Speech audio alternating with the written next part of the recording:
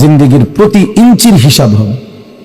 আন উমরিহি ফীমা আফনাহু, পুরা হায়াত বান্দা কোথায় ব্যয় করেছো বলো আমাকে, আমার দেওয়া হায়াত। ওয়া আন শাবাবিহি ফীমা আবলাহু, শুধু যৌবনটা কোথায় ব্যয় করেছো সেটা আমাকে আলাদা বলো। ওয়া আন মালিহি মিন আইনা ইকতাসাবাহু ওয়া ফীমা আনফাকাহু, প্রতিটি টাকার ব্যাপারে হিসাব দাও দুইটা। এক, টাকাটা কামাই করছো কেমনে, ব্যয় করেছো কোথায়। ওয়া মাযা আমিলা ফীমা আলিমা, যা যা শিখেছিলা, জেনেছিলে, শুনেছিলে, তা কি পরিমাণ আমল করেছো সেটা বল, সেটা বল। এই জন্য এই বিষয়গুলো জরুরি। বাপ রাসূলুল্লাহ সাল্লাল্লাহু আলাইহি সাল্লাম বলেন, এগুলো উত্তর না দিয়ে কোনো মানব সন্তান হাসরের ময়দানে এক কদম সামনে যাইতে পারবে না, এক কদম সামনে যাইতে। কোরআনুল কারীমের মধ্যে আছে, আল্লাহ তাআলা বলেন, ফাওয়ারাব্বিকা লানাসআলান্নাহুম আজমাইন আম্মা কানু ইয়ামালুন। আল্লাহ তাআলা বলেন, আমার কসম, মানে আল্লাহর কসম, আল্লাহ নিজের কসম করে বললেন, আমি অবশ্যই তোমাদেরকে জিজ্ঞেস করব, অবশ্যই অবশ্যই সকলকে, আজমাইন, সকলকেই আমি আল্লাহ জিজ্ঞেস করব, আম্মা কানু ইয়ামালুন, দুনিয়ার হায়াতে যা তোমরা করেছিলে। এই জন্য আল্লাহ তাআলার আড়াল হওয়ার কোনো সুযোগ নেই, হিসাবের বাইরে আমরা কেউ না। আল্লাহ তাআলা বলেন, সুম্মা লাতুসআলুন্না ইয়াউমাইদিন আনিন নাঈম। আল্লাহ তাআলা বলেন, আমার দেয়া প্রতিটি নিয়ামত সম্পর্কে অবশ্যই আমি তোমাদেরকে জিজ্ঞেস করব, প্রতিটা নিয়ামত। হাদিসের মধ্যে আছে, আল্লাহ তাআলা জিজ্ঞেস করবেন, নবী সাল্লাল্লাহু আলাইহি সাল্লাম বলেছেন, আল্লাহ জিজ্ঞেস করবেন, আলাম নুসিহ জিসমাক, বান্দা আমি মোট এতদিন তোমার শরীর সুস্থ রাখি নাই, সেইটুকু শুকর কি আদায় করেছো বলো। অনুরভিকা মিনাল মা, আমি কি তোমাকে প্রতিবার তৃষ্ণার্ত অবস্থায় পানি পান করিয়ে তোমার তৃষ্ণা নিবারণ করি নাই? যতবার পানি পান করছো, তো এরপরে আমার কি শুকর আদায় করছো বলো বান্দা। আহা বদনসিব মুসলমান তো আলহামদুলিল্লাহ বলতেও জানেন, পানি পান করে সেরা যে একবার আলহামদুলিল্লাহ বলবে এটুকু তো জানেন, এটুকু তো জানেন। তাইলে এই জন্য বললাম, আমরা কিন্তু প্রত্যেকেই আমাদের হায়াত, ইয়াহইয়ার ওই কথার থেকে আমি বললাম, আমাদেরকে উত্তর দিতে হবে। ওয়াকিফুহুম ইন্নাহুম মাসউলুন। আল্লাহ তাআলা বলেন, হাসরের ময়দানে ফেরেশতাদেরকে বলবেন, আমার বান্দাদেরকে দাঁড় করাও, তাদেরকে এখন জিজ্ঞেস করা হবে একজন একজন করে। ওয়াকুল্লুহুম আতিহি ইয়াউমাল কিয়ামাতি ফারদান। আল্লাহ বলেন, সকলকে আমি আল্লাহর সামনে আসতে হবে একজন একজন। ফারদান অর্থ ওয়াহিদান, একজন একজন আমার সামনে এসে দাঁড়াবে, আমার সামনে তুমি একাকী উত্তর দিবা, কোনো দুভাষী থাকবে না, একাকী উত্তর দিবা। এই জন্য বাপ আমার, এটা জরুরি বিষয়, আমাদের জন্য জরুরি বিষয়। আমরা যেন আমাদের জিন্দগির কদর করি। ছেলেরা তোমাদেরকেও বলি, ভাই, হায়াত এই শুধু শুধু কাটাইয়া বলতে কোনো ফায়দা না। বুট খাইতে খাইতে নষ্ট করে দিলা জীবন, সামান্য মোবাইলের জন্য জীবন। একটা মোবাইলের আর কতই দাম, 12, 14, 18 হাজার টাকা।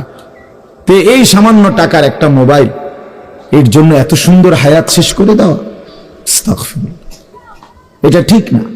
বন্ধুদের আড্ডায় 5 ঘন্টা 6 ঘন্টা জীবন শেষ করে দিলেন। আল্লাহ আমাদেরকে বুঝ দান করেন। এজন্য চলেন, প্রতিটা মাহফিলের বয়ান মনোযোগ দিয়ে শুনবেন, জুমার নামাজের বয়ান মনোযোগ দিয়ে শুনবেন। যখনই ওলামায়ে কেরাম কথা বলে, মনোযোগ দিয়ে শুনলে ধীরে ধীরে পরিবর্তন হয়। মানুষ একদিনে বদলায় না, এটা আমরাও জানি। একদিনে কোনো জুনায়েদ বাগদাদি হয়ে যাবে না, একদিনে কোনো আব্দুল কাদের জিলানী হয়ে যাবেন। ওনারা নিজেরাও একদিনে হয় নাই, তা আপনি হবেন কেন? বুঝেন নাই? জুনায়েদ বাগদাদি এত বড় আল্লাহর ওলি হয়েছে একদিনে, তো বাইজিদ বুস্তামি এত বড় আল্লাহর ওলি হয়েছে একদিনে, তো আপনি হবেন কেন? কাজে এইটা কোনো কথা না। কিন্তু শুনতে থাকলে, গুরুত্ব দিলে, আন্তরিকতা দিয়ে শুনলে, একদিন আল্লাহ তাআলা বদলে দেয়, পরিবর্তন নসিব হয়। এই পৃথিবীতে অগণিত মানুষ যারা জালেম ছিল, নাফরমান ছিল, পাপী ছিল, হাজারো অন্যায়ের মধ্যে ডুবা ছিল, এমন মানুষও আল্লাহর দয়ায় কোনো একদিন রাত গভীরে, কোনো একদিন দিনের আলোতে, কোনো সামান্য কথায়, কোনো সামান্য ঘটনায় জিন্দেগি বদলায় ফেলছে। পিছনের জীবন থেকে তওবা করে নতুন জীবন গ্রহণ করছে, আল্লাহ পাককে রাজি খুশি করে জামানার আউলিয়া হয়ে গেছে। এরকম বহু ঘটনা আছে, বহু ঘটনা। এই জন্য আমরা ইনশাআল্লাহ মনোযোগ দিয়ে আল্লাহর কথা, আমার বয়ান না শুধু, সমস্ত আলেমদের বয়ান মনোযোগ দিয়ে শুনবেন। বলেন ইনশাআল্লাহ। কোরআন সুন্নাহর কথা মনোযোগ দিয়েই শুনবেন, দেখবেন বরকত হবে। যদি আমার এই কথা একজনই বুঝেন, আমি মনে করি এতটুকুই আমার লাভ। দুইজন বুঝলে দুইজনই লাভ। আল্লাহ আমাদেরকে তৌফিক দান করেন। চলেন, কোরআনুল কারীমের এই সূরাটি 99 নম্বর সূরা। 114টি সূরা কোরআন শরীফে, তন্মধ্যে এটা হলো 99 নাম্বার, 30 নম্বর পারা। পুরা কোরআনুল কারীমের মধ্যে মোট 30 পারা। এই মোট 30 পারার মধ্যে এটা হলো 30 নম্বর পারার সূরা, 99 সূরা নাম্বার। সূরাটির নাম হচ্ছে জিলজাল, সূরায়ে জিলজাল।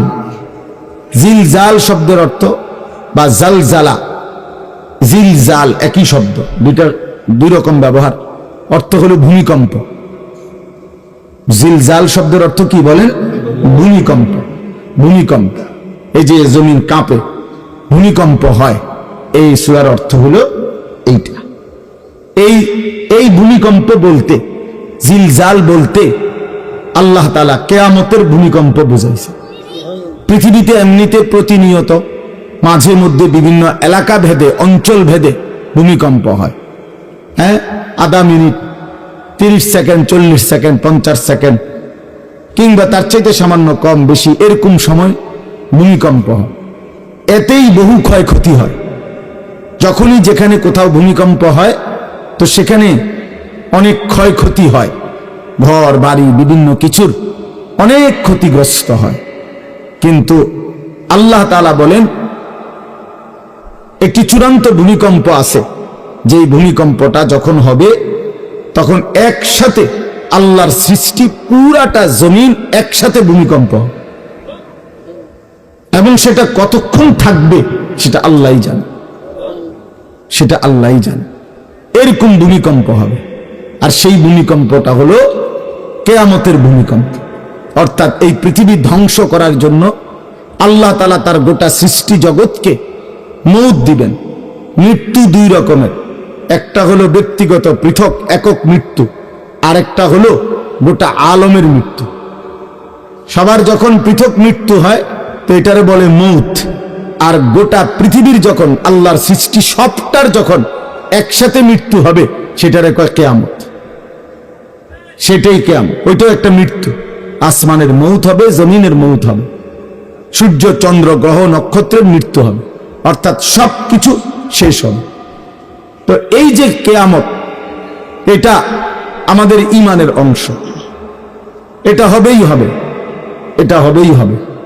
আখিরাত, কিয়ামত, এই পৃথিবী একদিন ধ্বংস হবে, শেষ হবে, এটা কোরআনুল কারীমের অসংখ্য আয়াতে আল্লাহ তাআলা বলছেন, বারবার বলছেন, বারবার, যে বান্দা যত সুন্দরী তোমার কাছে লাগে দুনিয়া, যত আকর্ষণীয় মনে হয় না কেন দুনিয়া, একে তো তুমিও থাকবে না, একে তো দুনিয়া নিজেই থাকবে। দুটোটা মনে রাখবে, না তুমি থাকবে স্থায়ী, না দুনিয়া থাকবে স্থায়ী, কোনোটাই না।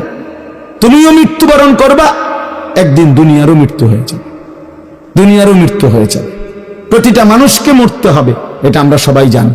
কুল্লু নাফসিন যায়িকাতুল মাউত, সমস্ত আত্মা, সমস্ত প্রাণ, আল্লাহ তাআলা বলেন মৃত্যুর স্বাদ গ্রহণ করুন, মৃত্যুর স্বাদ গ্রহণ।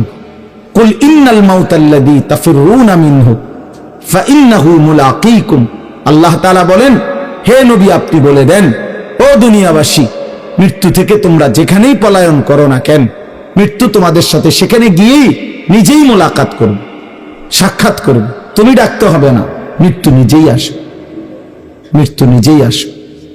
আইনামা তাকুনু ইউদরিকুমুল মাউতু ওয়ালাউ কুনতুম ফি বুরুজিন মুশাইয়াদা, আল্লাহ বলে তুমি যদি এমন একটা বিল্ডিং বানাও, ঘর বানাও, যে ঘরটা অনেক উঁচা, যে ঘরটার উপর দিয়া কেউ ভিতরে ঢুকতে পারবে না, যে ঘরটার মধ্যে একটা ছিদ্র নাই, একদম আটকানো, তো এরকম একটা ছিদ্রবিহীন সুউচ্চ ঘরও যদি তুমি বানিয়ে তার ভেতরেও তুমি আশ্রয় নাও, তো ইউদরিকুমুল মাউতু, মৃত্যু তোমার সেখানেই পৌঁছবে, তোমার সেখানেই পৌঁছবে। প্রিয় ভাই আমার, বন্ধু আমার, নওজওয়ান সাথীরা আমার, মৃত্যু এক অনিবার্য বাস্তবতা, চিরন্তন বাস্তবতা। এটা গ্রহণ করতেই হবে। হাসলেও মরতে হবে, কাঁদলেও মরতে হবে, সুখেও মরতে হবে, দুঃখেও মরতে হবে। রাজপ্রাসাদ আর অট্টালিকার মানুষটাও মরে যাবে, জীর্ণ কুটিরে যে লোক থাকে, হ্যাঁ, সেই লোকটাকেও মরতে হবে। জীবনে কোনোদিন দুঃখ দেখে নাই যে সেও মরে যাবে, জীবনে কোনোদিন সুখ দেখে নাই যে সেও মরে যাবে, সব মরে যাবে। এটাই সত্য, এটাই বাস্তবতা। অতএব মৃত্যু এক অনিবার্য বাস্তবতা, এটা গ্রহণ করতেই হবে। এটা যদি আমরা মনে রাখি, আমাদের জীবন অনেক সুন্দর হইত, অনেক সুন্দর হইত। রাসূলুল্লাহ সাল্লাল্লাহু আলাইহি ওয়াসাল্লাম বলছেন, আকসিরু যিকরা হাযিমিল লাযযাত ইয়ানি আল মাউত। আল্লাহর নবী বলেন, আমার উম্মত তোমরা বেশি বেশি ওই জিনিসটা স্মরণ করো যে জিনিস তোমাদের সমস্ত স্বাদ, আনন্দ, আহ্লাদ চিরতরে মিটায় দিবে, তোমারে চিরস্তব্ধ করে দিবে। জলজ্জন্ত মানুষটা আমাদের সামনে হাঁটতো, চলতো, উঠতো, বসতো, ঘুরতো, ফিরতো, হ্যাঁ, সেই মানুষটা মনে করেন আমার চোখের সামনে নাই, তার লাশ আমার সামনে, আহা সেই লোকটা স্তব্ধ। পৃথিবীর কত মানুষ কত আওয়াজ করতেছে, কত শোরগোল করতেছে, কিন্তু এই লোকটা হাতও নাড়ে না, পাও নাড়ে না, চোখও মেলে না, আর কিছুই করে না। এ কি আশ্চর্য বিষয়! চোখের সামনের এই মানুষটা নাই, কি হলো তার? কে তারে থামায় দিল? কে তারে স্তব্ধ করে দিল? এ তো আমার মতো ঘুরতো, ফিরতো, হাঁটতো। আহ, আমার আব্বারে আমি কত দেখছি, একদিন আমার আব্বা চলে গেলেন। আমার দাদারে আমি কত দেখছি, আমার দাদা একদিন চলে গেলেন। আমার জ্যাঠারে আমি দেখে আসছি, দোয়া করে আসছি, ফু দিয়ে আসছি। এক সপ্তাহ পরে জ্যাঠা ইন্তেকাল করলেন, আবার এক সপ্তাহ পরে আমি গিয়া জ্যাঠার জানাজা পড়াইছি। এই তো বাস্তবতা। যুবক ভাই, তুমিও মনে রাখো, বয়স্ক বাবা আপনিও মনে রাখেন। হাসান বসরি রহমতুল্লাহ আলাই একজন বড় বুজুর্গ ছিলেন। উনি বলতেন, তিনি যখন কোনো যুবককে দেখতেন আর বয়স্ক দেখতেন, তো তিনি যুবকদেরকে বলতেন, ইয়া মা'শারাশ শাবাব ইন্না যারআ কাদ তুদরিকুহুল আহাতু ক্বাবলা আন ইয়াবলুগা। তিনি উপদেশ দিতেন, হে যুবকগণ শোনো, সব ফুল, সব ফল, সব গাছ চারা পরিপক্ক পাকা পর্যন্ত পৌঁছায় না, তার আগেই অগণিত ফুল, অগণিত ফল, অগণিত চারা গাছ ঝরে যায়, ঝরে যায়। এটা উনি মনে করাইতেন মৃত্যুর কথা। উনি এটা বুঝাইতেন, যুবক তুমি দেখো, একটা আম গাছের মধ্যে যতগুলো মুকুল ধরছে, ফুল, সবগুলো আম হয় না। যতগুলো আম ধরছিল ছোট ছোট, সবগুলো বড় পাকা পর্যন্ত যায় না, তার আগেই ঝরে যায়। ঝরেই যায় বেশি, থাইকা যায় অল্প। তার মানে যুবক, কিশোর, তরুণ এই বয়সেই মৃত্যু হয় বেশি, বৃদ্ধ পর্যন্ত পৌঁছে কম। পুরা বাড়িতে অনেক সময় এমন হয় একজনও বয়স্ক লোক নাই, একজন নাই। আমার ঘর, আমার বাপ চাচাদের যে ঘর, সেখানে আপনার এখন আমার চাচাতো ভাই, জ্যাঠাতো ভাই, আমার ভাই বেরাদর সব মিলাইয়া আমাদের ছেলে পেলে ভাই ভাতিজা মিলে না হয়তো 60-70 জন আছি আমরা, কিন্তু আমাদের একজনও বয়স্ক লোক নাই। আমার দাদাও নাই, দাদিও নাই, জ্যাঠাও নাই, চাচাও নাই, আমার আব্বাও নাই, কেউ নেই। তাইলে কেন এমন হলো? তাহলে বুঝা গেল অধিকাংশই ঝরে যায়, কবরে চলে যায়, মৃত্যু হয়ে যায়। এই জন্য ধোঁকা না খাওয়া। আরেকটা হলো, বয়স্ক লোককে দেখলে উনি বলতেন, হাসান বসরি রহমতুল্লাহ আলাইহি, ইয়া মা'শারা শুয়ুখ, হে বৃদ্ধগণ। উনি তাদেরকে জিজ্ঞাসা করতেন যে, মা ইনতাজারু বিসসারআ ইযা বালাগা, যখন কোনো ফসল পাইকা যায়, তখন আর বাকি থাকে কি? কি বাকি থাকে? কাটা। কথা বলে না, কি বাকি থাকে? ক্বালু আল হাসাদ, বা কাটাটা বাকি থাকে, পাইকে তো গেছে। তার মানে আপনারা পাইকে তো গেছেন, বয়স তো হয়েই গেছে, আর শুধু মৃত্যুটা বাকি, আর শুধু মৃত্যুটা বাকি। তাইলে যুবককে বলতেন, তুমি ভেবো না তুমি বৃদ্ধ হবা, কারণ অসংখ্য ফুল তো আগেই ঝরে যায়, অসংখ্য ফল তো আগেই ঝরে যায়, অসংখ্য গাছ তো আগেই ঝরে যায়। আবার বৃদ্ধকে বলতেন যে আপনার তো আর কিছুই বাকি নাই, আপনি তো পাইকেই গেছেন, এখন শুধু কাটা, কবর, মৃত্যু ছাড়া আর বাকিটা কি? তাহলে মৃত্যু ভুলে না যাওয়া, মউত ভুলে না যাও। রাসূলুল্লাহ সাল্লাল্লাহু আলাইহি ওয়াসাল্লাম বলেন, কাফা বিল মাউতে ওয়াইজান। নবীজি বলেন, কোন মানুষ যদি মৃত্যুর কথা স্মরণ করে, তার ওয়াজের জন্য, নসিহতের জন্য এটাই যথেষ্ট, এটাই যথেষ্ট। আমরা কিতাবে পড়ছি, হযরত ওমর রাদিয়াল্লাহু তাআলা আনহু